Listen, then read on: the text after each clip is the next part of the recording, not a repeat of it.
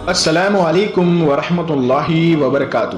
بیان کیا جاتا ہے کہ ایک نوجوان سخت بیمار ہوا جس پر اس کی والدہ نے نظر مانی کہ اللہ تعالیٰ میرے بیٹے کو شفا عطا فرما دے تو میں 7 دن کے لیے دنیا سے نکل جاؤں گی۔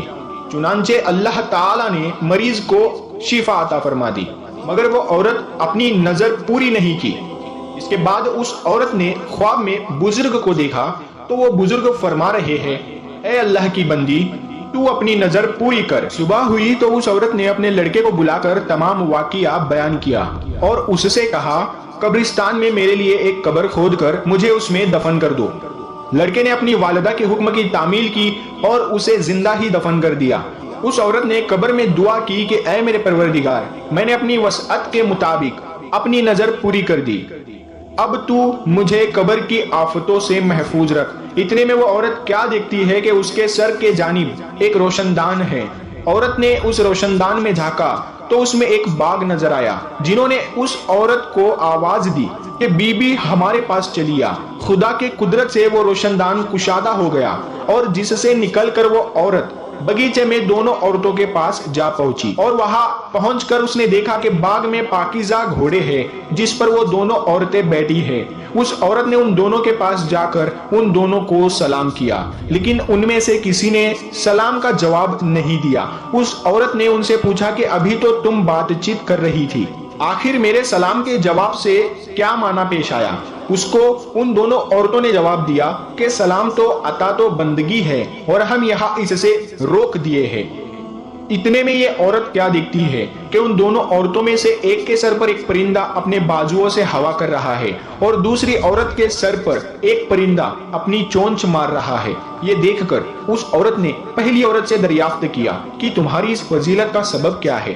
اس نے جواب دیا کہ میں دنیا میں اپنے شوہر کی فرما بردار بیوی تھی اور میرے دنیا کے رخصت ہوتے وقت میرا شوہر مجھ سے راضی اور خوش تھا۔ بس اسی اطاعت گزاری کے صلے میں اللہ تعالیٰ نے مجھے اپنی اس نعمت سے نوازا ہے۔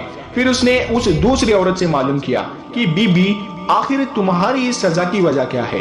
تو اس نے بتایا کہ میں تھی تو نیک بخت مگر شوہر کی فرما برداری نہ کرتی تھی، اور میرے دنیا سے رخصت ہوتے وقت میرا شوہر مجھ سے ناخوش تھا، لہٰذا میری نیک بختی کا صلہ اللہ تعالیٰ نے یہ باغ مجھے عطا فرمائی، لیکن شوہر کی نافرمانی اور ناراضگی کے باعث میں اس عذاب میں مبتلا ہوں۔ لہٰذا میں تم سے درخواست کرتی ہوں کہ جب تم دنیا میں واپس جاؤ تو میرے شوہر سے میری سفارش کرنا، ممکن ہے کہ وہ مجھے معاف کرے اور راضی ہو جائے۔ چنانچہ اس مدفونہ عورت پر 7 دن گزر چکے تو ان دونوں عورتوں نے اس کو بتایا کہ دیکھو اب تم اپنی قبر میں چلی جاؤ، تمہارا لڑکا آیا ہوا ہے۔ اس بات کو سن کر اس عورت نے اپنی قبر میں آ کر دیکھا تو معلوم ہوا کہ اس کا لڑکا قبر کھود رہا ہے۔ پھر وہ جب لڑکا اپنی والدہ کو لے کر اپنے گھر پہنچا تو وہ مشہور ہو گئی کہ فلاں عورت اپنی نظر پوری کر کے قبر سے نکل کر آئی ہے۔